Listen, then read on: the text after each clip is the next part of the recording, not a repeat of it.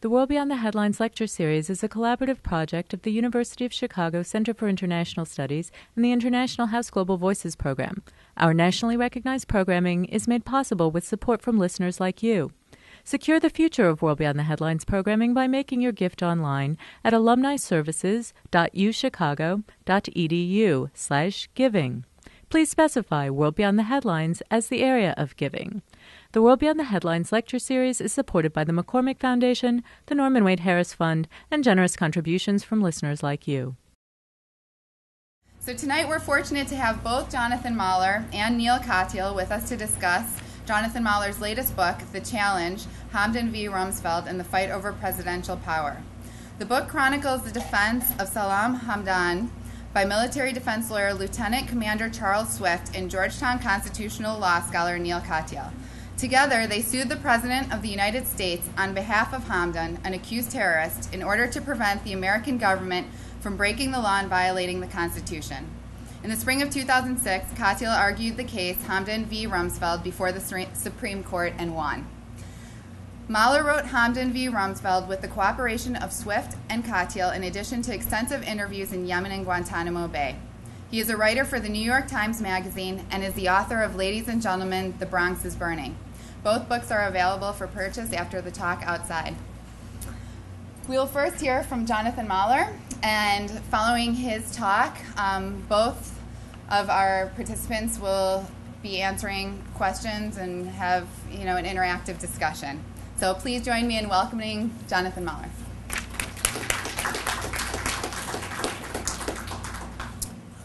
Hi. Thank you all for coming. I'm going to just sort of talk a little bit about the book. I'm going to read a little bit from the book to give you some sort of flavor of the book.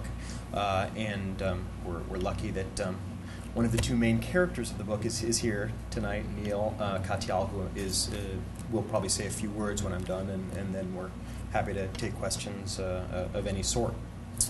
The book began really with a magazine story that I wrote back in 2004. I'm a writer for the New York Times Magazine by day, and the article was a profile of a Navy JAG, a Navy lawyer by the name of Charlie Swift, Lieutenant Commander Charles Swift. And I had been sent down to Washington to profile Swift because he had just been appointed to a new office inside the Pentagon, the Office of Military Commissions. And this office had been created because in the aftermath of 9/11, the president had sort of authorized the creation of military tribunals, the country's first military tribunals in more than 50 years, in which selected suspected terrorists who were captured in the War on Terror would be tried. And Swift was one of a very, very small group of military lawyers who'd been chosen to actually serve as a defense lawyer in these military tribunals. So the operating assumption at the time among many people, and certainly inside the government, was that as a Navy lawyer, as a Navy officer, as Swift was, he would basically roll over and do whatever the government wanted him to do. Which in this case was actually to encourage his client, Salim Hamdan, who I'll tell you more about a little bit later, to encourage Hamdan to plead guilty. But as I spent a little time with Swift down in Washington, it very quickly became apparent that was not at all what Swift intended to do. In fact, what Swift was planning to do was not only defend Hamdan on the facts of the case, on the merits of the case, which is to say, argue that Hamdan was innocent, that he was basically a civilian. Hamdan himself was a driver for bin Laden, and Swift was going to argue that he was really a civilian employee for bin Laden, that he had not participated in any of the Al-Qaeda conspiracies or certainly in any of the attacks, and that in fact he really had very little idea what was going on inside the organization. But Swift was not only planning to argue his innocence, he was planning to sue the Bush administration on behalf of this guy, arguing that this very trial system in which he was to be prosecuted was illegal. And to do that, Swift had brought aboard Neal Katyal, a constitutional law professor at Georgetown. So needless to say, it was it sort of came as a big surprise to everyone that these were Swift's plans. And my story was published back in the spring of 2004, and the headline was "Commander Swift Objects," which sort of gives you some sense of the thrust of the story. And at that point, I sort of realized that I was at the beginning of an interesting story, and that I wanted to kind of follow it from there, which is what I did. And the story sort of, in a sense, kind of became two different stories. One was the story of Swift and his client Salim Hamdan, and their relationship, their extraordinary relationship. And I'll give you a little sense of Hamdan. I was not allowed to interview Hamdan personally because journalists are not allowed to speak with the detainees on Guantanamo Bay. So I was only able to kind of catch him visually in glimpses in the courtroom down there. Sort of to assemble my portrait of him, I had to rely on the lawyers, the translator, and I went to Yemen for a couple weeks and spent time with Hamdan's family and friends, and got a chance to kind of see the world that he had come from. And that world was basically, well, his story begins in a small tribal village in southeastern Yemen called the Hadramaut, where he was born in the late 1960s. And he was born to a very poor family. And both of his parents died at a very young age, when he was at a very young age, so he was orphaned at an early age, was uneducated, had the rough equivalent of a fourth-grade education. And after his parents died, he sort of drifted around Yemen for a number of years before eventually, at the age of around 20, making his way to the capital city of Yemen, Sana'a. And he hoped that in Sana'a he might be able to find employment and maybe kind of find a purpose to his life. But as it turned out, the unemployment in Yemen is extraordinarily high, and he didn't have any education to speak of, any skills to speak of, aside from his ability to drive and fix cars. So he became essentially a part-time taxi driver. He lived in a boarding house, on a mattress in a crowded boarding house, and he spent whatever income he had on a narcotic plant that everyone in Yemen chews called khat. So that was Hamdan's life, more or less, when he met a man in 1996 who was putting together a group of jihadis to go to go fight in Tajikistan, in fact, and this notion of jihad was certainly on some level appealing to Hamdan, for a man who really had no purpose to his life, who was told that this was something. This was something meaningful, and it was a job. It was something to do. His travel would be paid for. He'd be given a salary. So he joined this group of jihadis, and they met up in Afghanistan, started making their way to the border of Tajikistan, but they were unable to get through, so unable to get into Tajikistan after many months of traveling. So they were kind of casting around, trying to figure out what to do, and one of the jihadis suggested that they go see a man, a sheikh, who had just set up shop in Afghanistan by the name of Osama bin Laden. Now, as I mentioned, this was back in 1996, before bin Laden became the international celebrity that he is today. But Hamdan and this group of jihadis made their way to bin Laden. And bin Laden preached to them about sort of joining him and remaining with him and staying on and working for him. And Hamdan did so, and he stayed there for 5 years until the aftermath of 9/11, when he was picked up near the border of Pakistan in November of 2001. He spent about 6 months in Afghanistan before being sent to Guantanamo Bay, and was on Guantanamo Bay for quite some time, and quite a bit of that time also in solitary confinement, before a man walked into his cell in a military uniform and introduced himself as Lieutenant Commander Charles Swift, and said he was there to defend him. So I'm now going to read the passage from the book, in which I kind of tell the story of the first meeting between Swift and Hamdan. And just to give you a little more background, this was Hamdan had at this point been in U.S. custody for a couple of years. He'd been interrogated literally dozens of times. We don't know exactly how many times because his CIA interrogations are not public. But he'd been interrogated certainly dozens of times by men in military uniforms, and now after spending a couple of months in solitary confinement, a man in a military uniform is about to walk into his cell and say, "Oh no, I'm the guy you can actually trust." So Swift certainly had his work cut out for him, particularly because in his when he was appointed to represent Hamdan, the government told him that he could go down and meet with Hamdan, of course, for the purpose of negotiating a guilty plea. So it was really the government's assumption that that's what Swift intended to do, to encourage Hamdan to plead guilty. Of course, that isn't what Swift wanted to do, but he was concerned that this would potentially be his first and last meeting with his client, that after the government learned that he was actually going to fight and protest his innocence, that he might be cut off from his client. So he certainly had his work cut out for him.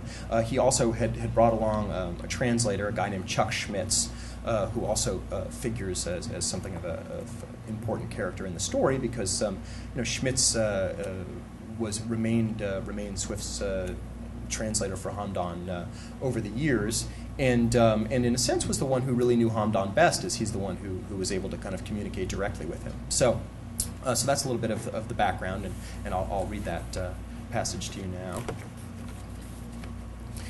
Guantanamo Bay Naval Base is divided into two areas, windward and leeward, by the 2.5-mile wide bay for which it is named. The airport is on the leeward side. Nearly everything else is a short ferry ride away on the windward side. There are housing subdivisions, a few fast food restaurants, a strip mall, a bowling alley, a drive-in movie theater, and a neglected 9-hole golf course. The overall effect is small-town America, if a sad and somewhat dated version of it. The whole base is about 45 square miles, or roughly the size of the island of Manhattan. After disembarking from the ferry, Swift and Schmitz made their way to the headquarters of the joint task force that runs the base. They happened to arrive in the midst of a drill to prepare for a terrorist attack. Roadblocks had been erected everywhere, and the female soldier charged with preparing their access badges was made up to look like a casualty. Theatrics that were hardly necessary to make this place one of the strangest either of them had ever been. Swift soon found his footing, though.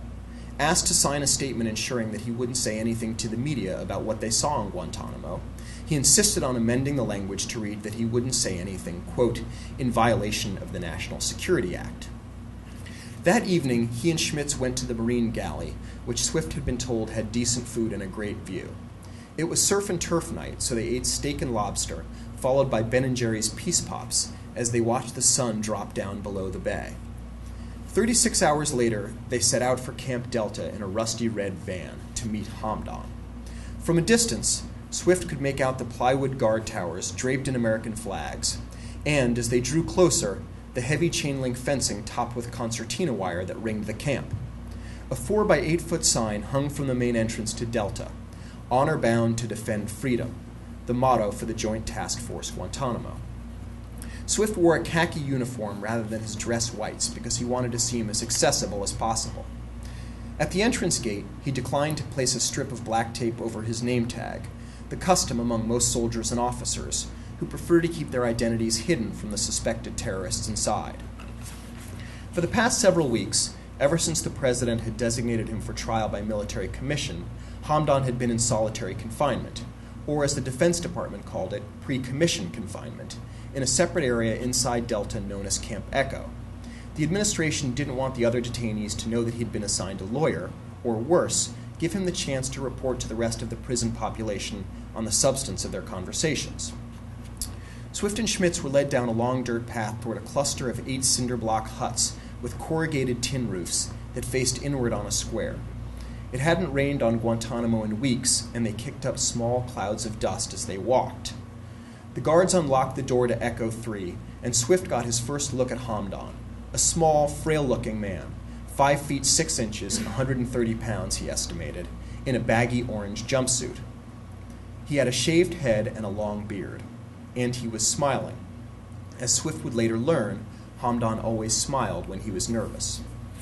The hut was divided in two by a heavy metal grate. On one side was a metal bed and stainless steel toilet. On the other were two abutting folding tables and 3 white plastic chairs. Salim Hamdan sat at the opposite end of the tables beneath a bank of bright fluorescent lights. His hands and feet were bound to a chain around his waist, his ankles fastened to an eye bolt in the floor. An old air conditioning unit labored noisily against the stifling heat. "I want him released from those chains," Swift said. "We can't do that," one of the guards answered. After some debate, they agreed to at least unchain his hands. They asked Swift if he wanted one of them to remain in the cell, and Swift said no. They showed him the red panic button marked duress on the wall and left him alone with his client. "I'm a military attorney, and I've been appointed to represent you," Swift began. "I can understand if you don't trust me right now. I work for the same people who are holding you here." He proceeded to detail his educational background and military rank, which an Arab culture expert had told Swift would impress Hamdan. They didn't seem to. Hamdan was polite but curt, insisting on a civilian lawyer. He wasn't any happier with Schmitz. He wanted an Arab translator. Swift asked for a chance to earn his trust. Whether Hamdan really believed that Swift was his lawyer, or more likely, just another interrogator, he was eager to rant about his mistreatment at the hands of the Americans. He told Swift that during his first several weeks in Bagram, he had been stashed away in a dark cell in the basement of the prison when representatives from the International Committee of the Red Cross came through. Swift scribbled furiously onto a yellow legal pad as Hamdan spoke. About an hour into their 2.5-hour meeting, Swift told Hamdan about the government's offer: 20 years for a guilty plea and full cooperation. "What do they say I've done?" Hamdan asked. "They haven't charged you yet," Swift answered. "They sent me here to negotiate a guilty plea." "How can I plead guilty if I don't know what I've done?" Hamdan asked. After a long pause, Hamdan asked Swift if he thought he should take the deal. Swift gave him his advice. "These military commissions are presidential policy, and sooner or later the president is going to change. A different president may want to pursue a different foreign policy. If you plead guilty to something, no president is going to argue for your release. On the other hand, if you plead not guilty, there's a very real possibility that someone in the future may release you." Swift then outlined for Hamdan the alternative to a guilty plea. He listed some of the rights under the Geneva Conventions and the Uniform Code of Military Justice that he believed Hamdan was entitled to, but had thus far been denied. It was unclear how much, if anything, Hamdan was grasping, yet Swift pressed on. "The only way to get you these rights is to sue the Bush administration," he said. "That's what I'd like to do. Sue President Bush." Another long pause followed. "This lawsuit, will it make you rich?" Hamdan finally asked. "No," Swift answered, "but it might make me famous." Then he added, "It might make you famous, too." "I don't want to be famous," Hamdan replied. "I just want to get out of here." That night, Swift and Schmitz watched the Super Bowl on Armed Forces television, and the following day they returned to Camp Echo. At the end of the meeting, Swift told Hamdan they'd be back soon, and encouraged him to think about the government's offer in the interim. "Do you believe we're here to help you?" Swift asked, standing up to leave. "A drowning man will grab onto any hand that's extended to him," Hamdan replied. So thus begins this extraordinary relationship between Swift and Hamdan that I chronicle in the book, and to give you some sense of how extraordinary it was, Swift visited Hamdan literally every month for several days, and he found a man who was spent much of that time in solitary confinement, was really losing control of his mental faculties, was losing his mind, and really had no contact with anyone else. So he took his frustrations and his anger at his mistreatment out on his lawyer, of course, Swift. And it's not an overstatement really to say that Swift, it was really Swift's job to keep Hamdan alive down there. He went on numerous hunger strikes, one of which resulted in him being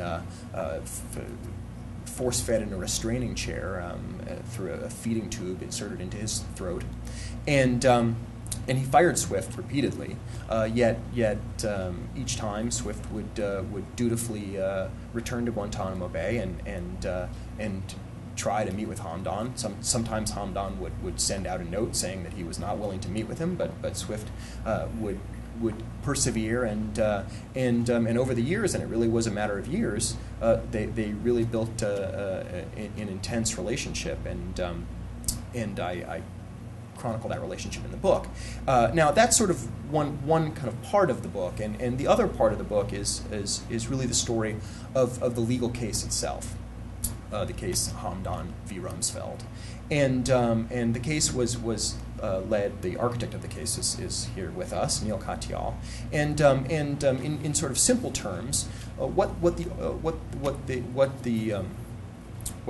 they were arguing was to begin with that these military tribunals were illegal because the president had unilaterally authorized them in the aftermath of 9/11, that he had not gone to Congress, the body that's charged with writing the laws, so that he had in so doing violated the separation of powers.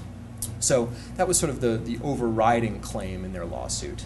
But additionally, they argued that the trials themselves, which is to say this trial system that the administration had unilaterally authorized and written and created, which is to say that the Pentagon wrote the rules for the trials, and the Pentagon decided who would be tried and on what charges, and they wrote these charges after the defendants were already in custody.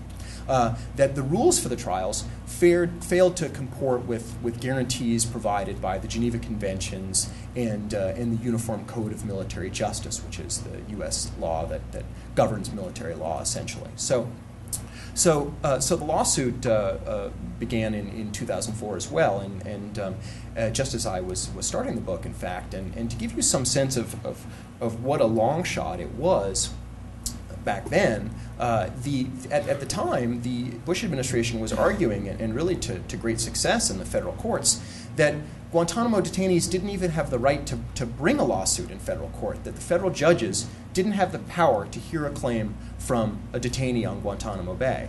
And this was the Bush administration's argument, and they virtually every time a detainee had tried to bring a lawsuit to challenge their detention in federal court, the Bush administration lawyers had made that argument, and they'd won. So it seemed very unlikely that they would even get a hearing in federal court. But lo and behold, shortly after, several months after their lawsuit was filed, the Supreme Court heard the first, or decided the first case in the War on Terror, and in the first of what would become really a string of significant decisions in the War on Terror, which to many of us have sort of blended together. There have been so many now, but each one of them is enormously significant in its own right. And this one, the Rasool decision, basically said that the courts were open to the Guantanamo detainees, that the government could not prevent these guys from getting a hearing in federal court. So with that, their lawsuit was able to proceed. And what was happening really was the government was trying to push ahead with its military tribunal. They were trying to try Hamdan in what Katyal and Swift were arguing was an unfair trial. They wanted to get this tribunal going, and the lawyers, Swift and Katyal, wanted to prevent it with their federal lawsuit. So essentially, there was sort of a race going on, and down on Guantanamo in the fall of 2004, they just weeks after they'd made their first argument in federal court in Washington D.C., the military tribunal got underway. And Swift got up and made these were the pretrial hearings, and Swift got up and made their first argument, and I was down there at the time, and an MP walks in and hands a yellow sticky note to the military judge presiding over the military trial, and he bangs his gavel and adjourns the hearing, and no one has any idea what's going on. People think that maybe there's been a terrorist attack, or at least a threat of a terrorist attack, but as it turns out, what had happened was that the federal judge, who had heard their argument just weeks before, had told the president that he can't go ahead with these tribunals, that they were unlawful. And from there, the lawsuit basically made its way through the federal system. They lost at the Court of Appeals, and then petitioned the Supreme Court to hear the case.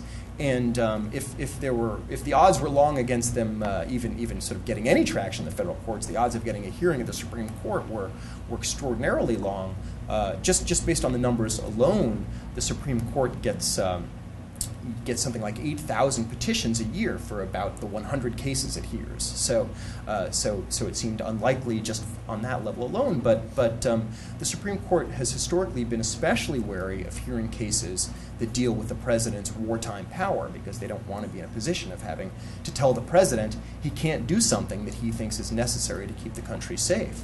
But they did get their petition heard. And much to a lot of people's surprise, and after a lot of delay from the court, a lot of deliberation among the justices about whether or not they should hear it, and Katyal argued it, and I'm now going to read you one final passage, which is the passage of the day of the argument. But before I do that, I'm going to give you a little more background about Neal arguing the case, and that is that many people thought that it was a big mistake for him to argue the case, and that is because he was an inexperienced trial lawyer. He had while he had been a clerk on the Supreme Court, he'd obviously never argued at the Supreme Court, and in fact, he'd really only argued a few cases in his life. One of which was a speeding ticket, and one of which was a landlord-tenant dispute. So it's not surprising that a lot of people felt that it was a mistake that a case of this magnitude, challenging the commander-in-chief's wartime power, should be argued by someone who had so little courtroom experience. But Neal was determined to argue the case, and he had spent now years immersed in this subject. He felt that he knew it better than anyone, and he also felt he recognized that there were a lot of arguments against him actually making the argument before the justices. So he felt that the only way to really to do it right and to keep the argument was to just prepare obsessively. And that's what he did for months. He began by taking out a legal pad and writing down the names of all the lawyers and law professors around the country who most intimidated him. And he called each and every one of them up and asked them to moot him, to grill him. And he flew all over the country and had moot courts with all of these various lawyers and law professors. And he also kept a copy of the case record, hundreds of pages next to on a table next to his bed at night, and studied them before he went to sleep so that he could commit the entire case record to memory, hundreds and hundreds of pages, because he wanted to, if asked by a justice where to find this or that in the record, he wanted to be able to refer not just to the page number, but to the specific paragraph on that page. And as it turned out, that in fact did happen in the argument. Justice Stevens asked him where to find something, and he pointed him to the very spot on the very page where it was. So he did all that, and he also recognized that he needed to work on his courtroom presence, that he needed to be a little more relaxed in the courtroom. So he agreed to work with a touchy-feely trial consultant who had been a kind of part-time sitcom actor, whose advice for Neal included lining up his children's stuffed animals and practicing making eye contact with them as though they were the Supreme Court justices. And he also insisted that Neal sing in the shower on the morning of the argument, because he felt that otherwise, when he was standing before the justices, he might be self-conscious about hearing the sound of his own voice. But if he were to sing in the shower, he'd already be familiar with the sound of his own voice. It wouldn't sound unusual to him. So as you can imagine, the months that Neal spent preparing for this argument, it was months, obsessively around the clock. And I've only mentioned a few of the things he did, just really the beginning of a laundry list of obsessive-compulsive behavior. But the argument, the day of the argument arrived, and I'm just going to read you the passage where he arrives at the courthouse on the day of the argument, and then I'll finish up from there. March 28th, 2006 dawned clear and brisk in Washington. Katyal awoke early, having slept better than he expected. He felt less anxious than he'd felt in a while. In 6 hours, win or lose, it would all be over. He put on a dark gray suit and tie that his mother had given him for the occasion and stashed his father's wristwatch in his pocket for good luck. Katyal had received some threatening voicemail messages over the past few weeks and had hired 2 bodyguards for the day. They picked him up at a little after 8 and drove him to the Supreme Court in his minivan while he listened to music on his iPod. The Supreme Court's tradition of humility and restraint appears to have been the last thing on the mind of the courthouse's architects. An early occupant, Justice Harlan Fiske Stone, once described the Supreme Court building as, quote, almost bombastically pretentious. One of Stone's colleagues suggested that the only way he and his brethren could live up to the pomp of their surroundings would be to enter the courthouse on elephants. As one of the day's advocates, Katyal had been asked to enter through a side door, but he wanted to use the main entrance instead. Somewhat counterintuitively, he felt that absorbing the full grandiosity of the setting, the long marble staircase, the 16 Corinthian columns, the words equal justice under law etched into the stone below the pediment, would have a calming effect, putting things in perspective for him. Whatever the stakes of Hamdan, he was still just one lawyer arguing one case in the long history of this great institution. By the time Katyal arrived, the plaza facing the courthouse was flooded with people, dozens of whom had spent the whole night in line waiting for tickets. Electronic devices were not permitted inside the Supreme Court, so he left his iPod and BlackBerry inside the marshal's office. It was 8:45 a.m., roughly 2 hours before Hamdan, the second argument of the day, would be heard. The interior of the Supreme Court building, with its soaring ceilings, ornate friezes, bronze busts, and still more marble columns, is no less imposing than the building's exterior. But Katyal felt at home there. He still knew some of the security guards, and behind the counter in the cafeteria was a woman who had often made him breakfast during his clerkship. She gave him a hug and wished him luck. Arguing advocates may request a card that entitles them to roam certain parts of the Supreme Court building not open to the public.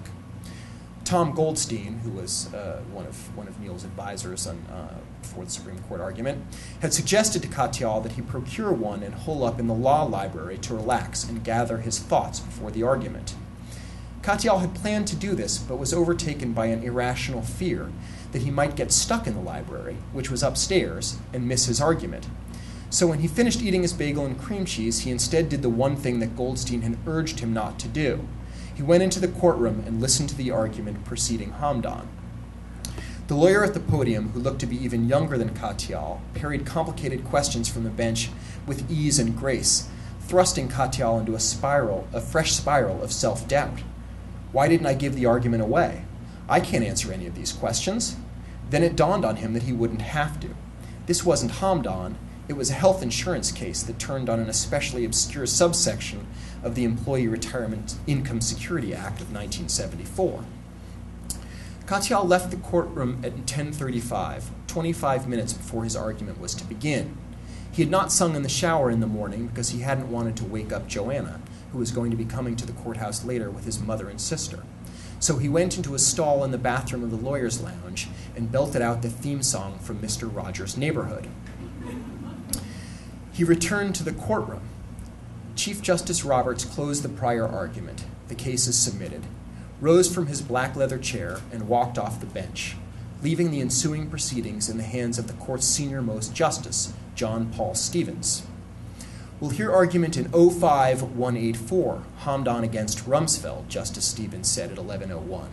Mr. Katyal, you may proceed. The lawyer who had preceded Katyal was still clearing his pages as Katyal moved to the podium. He brought with him a white binder with one sheet of paper attached to the front and another attached to the back. One sheet contained his opening statement, the other a page of typewritten notes. Taped to the side of the page of notes was a blank check, a reminder to use the resonant phrase that Justice O'Connor had penned in an opinion in 2004. A state of war is not a blank check for the president. All 500 of the courtroom seats were occupied. Moments before the argument started, Swift overheard a brief exchange directly behind him between an unlikely pair. The Pentagon's advisor for the military commissions, General Hemingway, and a human rights lawyer who was working with some of the Guantanamo detainees. They agreed that Katyal was in for a long morning. Katyal was now at the podium. Standing before the justices, he was struck by the intimacy of the setting. He took a moment to compose himself, to think about his family and make eye contact with each of the justices, and began, "Justice Stevens, and may it please the court."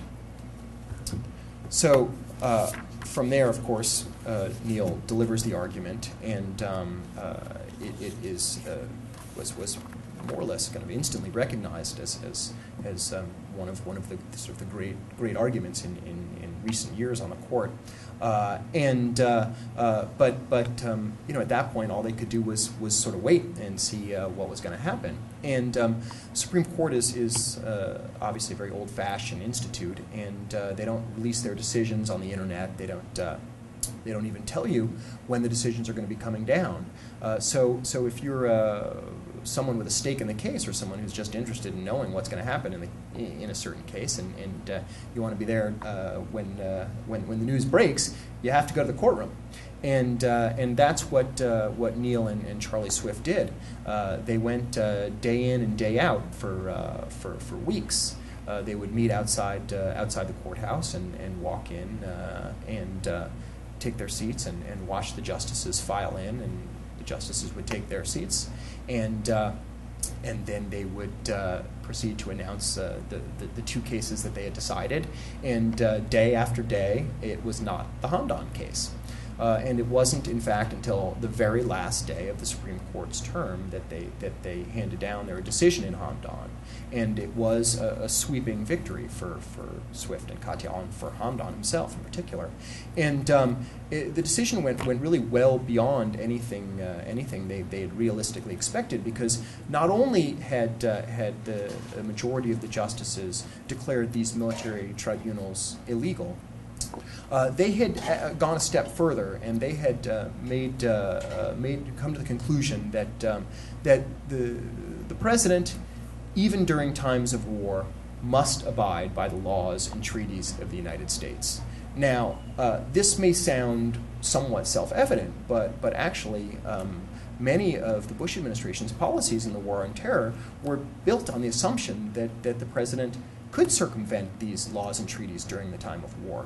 So, not surprisingly, the Hamdan decision set off a panic inside the Bush administration, because suddenly policies such as the ghost prisons in foreign countries where suspected terrorists were rendered and often tortured, that was now illegal.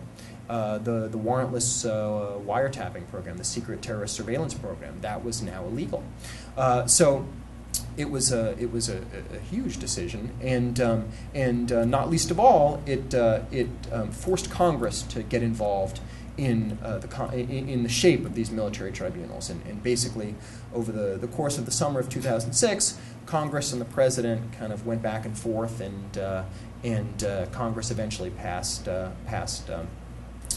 what is known as the Military Commissions Act, which authorized these military tribunals. And a lot of people still feel that the rules are unfair, that these guys are not getting a fair trial. But nevertheless, the trials went forward, and Hamdan was tried just this summer, finally, after all those years. And there were two charges brought against him.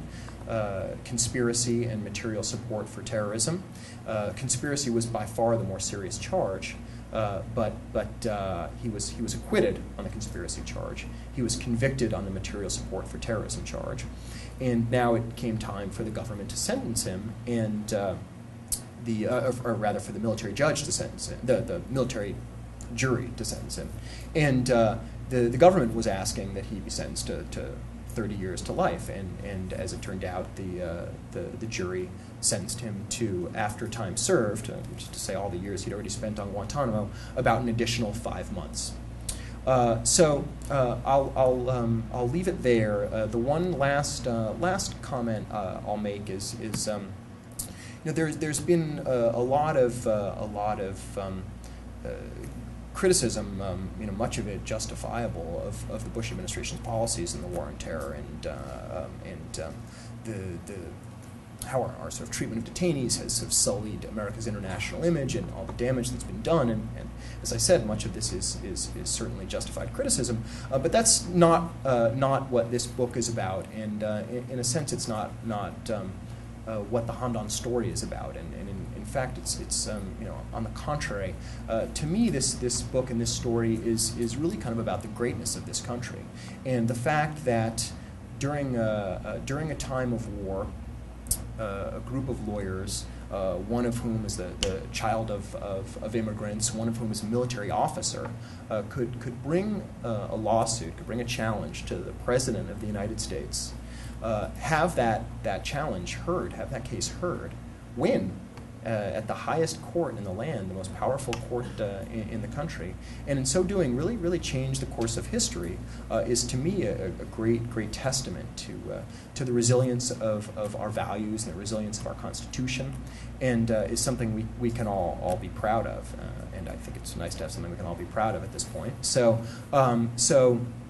I will leave it at that, and I think Neal may have a few things to say, and then we'll take questions. Thank you. The World Beyond the Headlines lecture series is a collaborative project of the University of Chicago Center for International Studies and the International House Global Voices program. The World Beyond the Headlines series aims to bring scholars and journalists together to consider international news stories and how these stories are covered. As a listener, you have come to rely on this program for in-depth analysis of major issues facing our country and our world. But we can only continue our nationally recognized coverage with support from you. Secure the future of World Beyond the Headlines programming by making your gift online at alumniservices.uchicago.edu/giving. Please specify World Beyond the Headlines as the area of giving. The World Beyond the Headlines series is supported by the McCormick Foundation, the Norman Wade Harris Fund, and from generous contributions from listeners like you.